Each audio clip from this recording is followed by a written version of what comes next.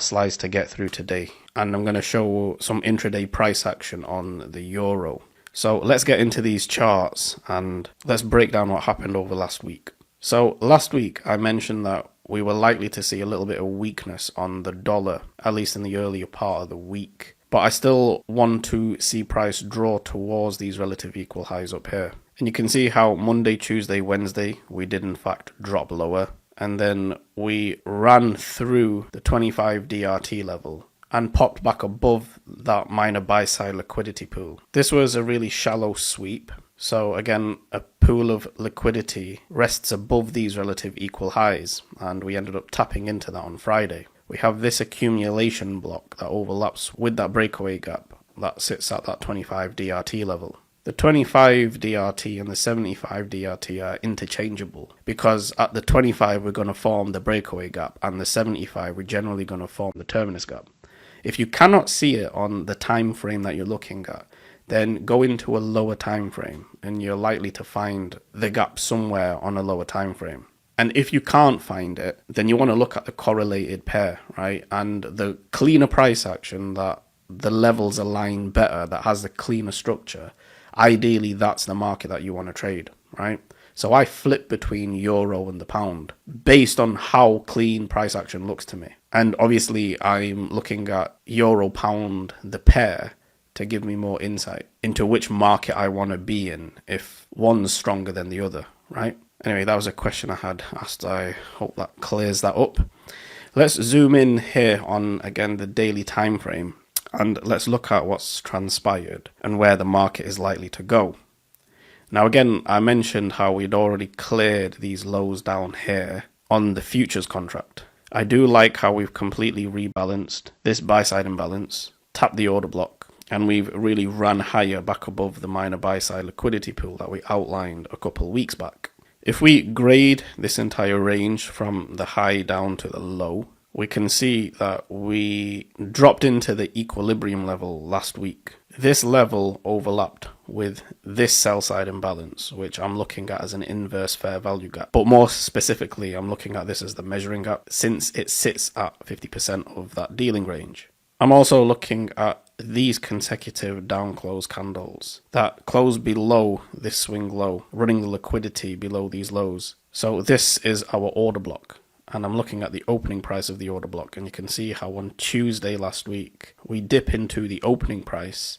Generally I want to see a reaction within 2 candles. We don't get it here in the first candle, but in the second candle we have this displacement higher, so this confirms that order flow is bullish. We also have this down close candle that forms after dipping into the previous or the original order block. We can grade the body of this candle. You can see how that 25% level overlaps with the opening price of the parent order block. This down close candle is our propulsion block, and I look for sensitivity in the upper quadrant. With a good propulsion block, generally you won't see it travel further than the upper quadrant if we are in obviously a bullish order block. And again, price really reacts nicely from there, running back above these relative equal highs and into the 75 DRT level. Now I have the 75 DRT up here because I'm looking for a run above the buy side liquidity. So we're currently inside of a buy program. Technically speaking, if we're in a sell program, then we plot from high to low. If we're in a buy program, we plot from low to high, right?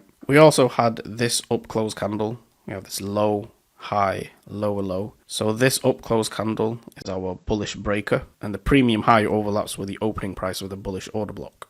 Ideally, I want to see price stay firm. We do have this buy-side imbalance. So again, Monday, Tuesday, Wednesday, we can anticipate a run lower. I'd rather see a portion of it left open. Although my line in the sand would be the mean threshold of this down close candle. On the weekly time frame, that also overlaps with a weekly fair value gap. A close below that, and then we're going back down here. But for the time being, I'd rather find support up here around this 25 DRT level and then resume going higher for the equal highs up here. On the 4-hour time frame, so again, last week I said that I wanted to see it find support in the extreme premium of this dealing range. And I highlighted these two up close candles as a bullish breaker. So you can see how we found support again. This dotted line is that 50% DRT level. And the later part of the week, we really push higher. Again, I explained in last week's lecture that Friday was a lot of high impact news. So we were likely to see the most explosive move at the later part of the week. And that's exactly what ended up panning out. It is worth mentioning that we do have a higher high posted here on the dollar, but we failed to post a lower low on the euro. So I'll get into that in a second, but that could indicate some short-term bullishness earlier on in the week for the euro, which again would be expected since we've cleared buy side up here. So I would anticipate some level of retracement earlier on in the week. There's further reasoning for that, but I'll explain that when we get into the euro chart. Speaking of euro, this is the euro dollar on the weekly time frame. We're obviously over here, and let's have a look at what's already transpired, right? So we've obviously ran buy side liquidity here, and then we dipped above it one more time over here, completely rebalancing this sell side imbalance. So we've had buy side delivery, sell side delivery, and then we traveled back through that range, but we failed to close above the equilibrium 50% DRT level. Price consolidated around this buy side imbalance. Now, we spent a lot of time in this area. For me, this is sufficiently balanced. And you can see how we worked the premium end over here, ran the buy side liquidity above these relative equal highs, touched the premium end of this buy side imbalance, closed back below it, and then touched the discount end over here and ran away. Zooming in onto the daily time frame, you can see here how we're currently inside of this inverse fair value gap and this down close candle. We touched the discount end of the weekly fair value gap here and ran into the opening price of this up close candle, which was formed after running into these consecutive up close candles. So this was our initial bearish order block. We ran into it here, touched the premium end of that weekly fair value gap, filled in this volume imbalance, mitigated at this breaker, it's high, low, higher high, this last down close candle, dropped and closed below the weekly fair value gap, creating this propulsion block. And look at the bodies here. They really respect the opening price of this propulsion block. Again, if we grade the body of the propulsion block, you can see how that 25% level overlaps with the discount end of that fair value gap. So we have a nice confluence over here. And to the left, we have these two consecutive down close candles, which acts as our distribution block. Again, overlapping with the discount low of that weekly fair value gap. We do have this small sell side imbalance. So earlier on in the week, I want to see if we want to reach up into this area. But again, here you can see how we've posted this higher low, whereas the dollar, we posted the higher high. And we're already in a very deep discount relative to the dealing range. Moving on to the hourly time frame. So you can see where we have the dealing range high up here and the dealing range low down here. We have equilibrium, which is this green dotted line. I hope you can see that clearly. Now, I'm going to zoom in, but I wanted to just show you the entire dealing range so you could see the DRT levels and the fact that we're sitting inside of a discount relative to the entire dealing range. So zooming in here, we have the days of the week plotted and delineated with these vertical dotted lines. So last week I mentioned these three consecutive down close candles and the fair value gap that rested inside of that order block and this up close candle as a breaker. From 12 a.m. on Monday, you can see how we dipped into this buy side imbalance and the reaction that we had here from the discount end and then the premium end, and then price really ran away. I did actually trade this. I didn't get in at the very low. In hindsight, I wish I placed a limit order, but I did get in over here during the New York session.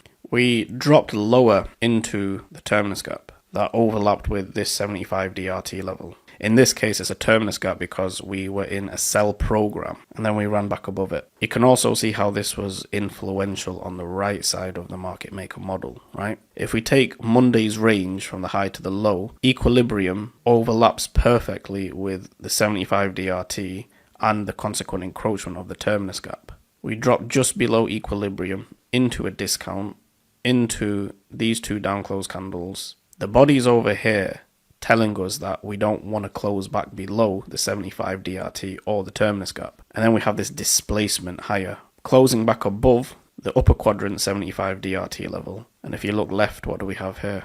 This is our terminus gap. You can see how that was influential again here on Wednesday. Price then runs into the equilibrium level above the buy side liquidity to the left and into this sell side imbalance, which again overlaps with that equilibrium level and is our measuring gap. This measuring gap also overlapped with the discount low of that weekly fair value gap. We then drop lower back into a discount, back into this buy side imbalance, low, high, lower, low, we have a breaker, and then we had the terminus gap. Accumulation, manipulation, London, and then distribution back above the buy side liquidity above here and above the bodies of these candles, digging up into this wick. As this was occurring on Wednesday, you can see how we ran above Tuesday's high, creating this higher high, whereas on the euro, we failed to run above Tuesday's high, creating a lower high. So this is a valid SMT divergence at a key level, and you can see price really roll over. It's very weak over here, and we drop and close back below this swing low. Why is this a market structure shift? I get this question a lot. What's the difference between a break and a shift? We were already in a sell program. So we had a short-term shift going higher, and then we resumed with the sell program. So this is just another short-term shift in structure.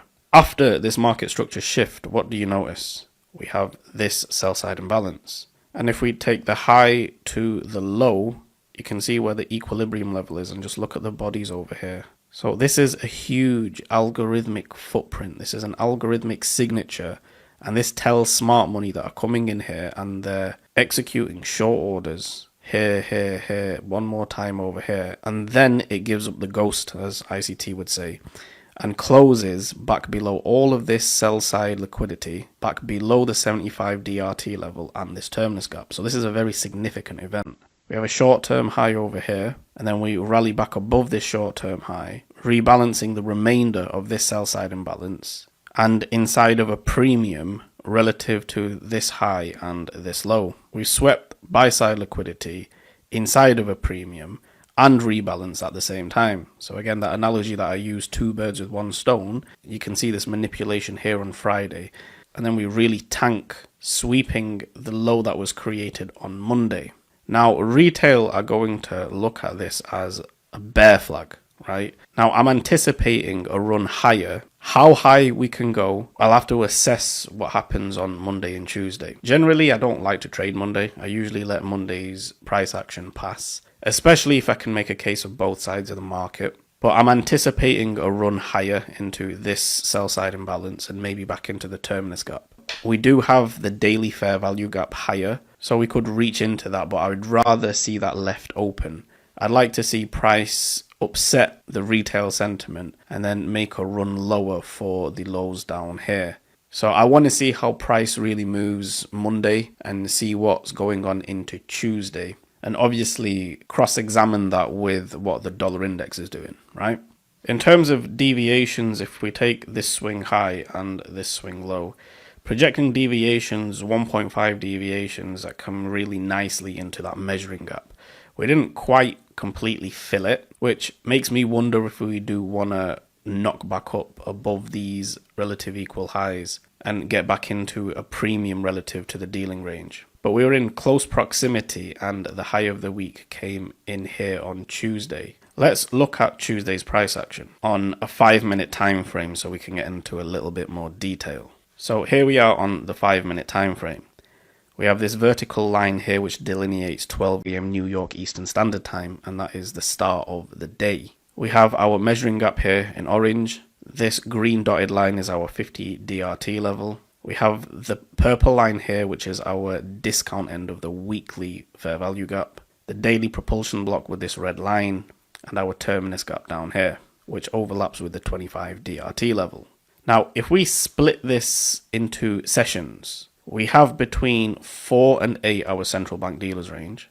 We have between 8 and 12 our Asian range. 1 o'clock starts the London Open. From 1 till 5, we have the London session. And then from 7 till 10, we have New York. And then London closed from 10 till 12. So let's take a look at what actually transpired here. We swept the central bank dealers range low during the Asian range. And then we continued trending lower. So the whole of the Asian range was just trending lower, right? During London Open, we dropped back below Asia's low, creating this dealing range high and our dealing range low down here.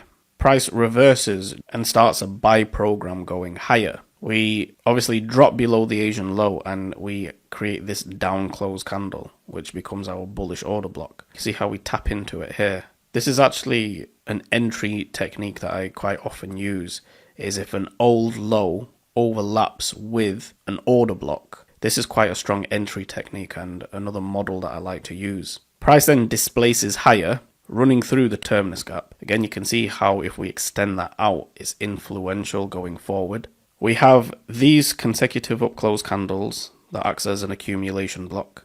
We have this low, high, lower, low. So we have our breaker in here as well. We have this down close candle, opening price, extend that across. So again, a lot of confluence in this area to push price higher. And this sends us into our breakaway gap, which sits at that 25 DRT. You can see how we nailed that really nicely over here. Again, if we look right, the influence that this level has in supporting price up here. After completely rebalancing this breakaway gap and rejecting from that 25 DRT level, we reverse and run lower, sweeping the initial low created in London. We then have the London lunch between 5 a.m. and the beginning of the New York session at 7 a.m. So it's a 2-hour lunch. This is dead time. I tend not to refer to any price action inside of this. This is where we're likely to have time distortion and price action going back and forward. There are conditions where we can trend, and there are conditions where I may refer to it, but it's beyond the scope of this teaching anyway. But the majority of the time I'm ignoring the price action between the sessions, right? At 7 a.m. at the beginning of New York, we have our New York opening price. And you can see how we drop below the opening price, sweeping London's low, accumulating inside of the terminus gap to the left. And then price really displaces higher. Institutional order flow entry drill here runs back through the opening price of these two consecutive down close candles. So the wick to the opening price is going to be sensitive because these two down close candles become a propulsion block. If we extend that across, you can see how the price action here is accumulating inside of this wick. And then we expand higher, retrace back into this buy side imbalance, and then run into the 50 DRT equilibrium level of the dealing range. Now, on the previous slide with the hourly time frame, Friday's price action gave us a standard deviations for the premium high of the measuring gap as a potential target. I'm also looking at the flout range, which encapsulates both the Asian range and the central bank dealers range. There are rules when to use flout, and I'll cover all of this in the bootcamp with the foundational stuff. But if we project one standard deviation, we get a level of 107,612. If we take the London range, 1.5 standard deviations gives us 107,610. And if we measure the range from the low of New York to the high of London, an equal measured move higher of 1 standard deviations gives us a level of 1.07606. The actual high comes in here at 107,615. So 107,610 as a lower objective has a lot of confluence in this area. And you can see that the high of the day and the numbers were filled during London close. I know for the neophyte it looks like I'm pulling levels out my arse, right? But again, this is the reason why I created the Advanced Market Maker model course. The majority of this is explained in there, and I'm not just randomly putting fibs all over the place. There is a method to it, and there is a timing sequence that I use. I've been studying the timing in the market for years and years and years, and I have my own timing model. It's something that I'm not going to teach. It's taken me a long time to get it right. The purpose of this mentorship was to put the stuff that I taught conceptually in that course and how it applies to real-time charts and how we can predict where the market is likely to go and become very, very, very precise. Precision doesn't make you money. And I'm never catching the highs and the lows, right? I'm looking for the meat of the move because the purpose is to make money. But for all the people who claim that ICT doesn't work and that there is no algorithm, there is nobody doing this level of technical science and this level of accuracy and precision outside of ICT's work. And I'm proving how that knowledge is transferable if you dedicate time and you take this seriously.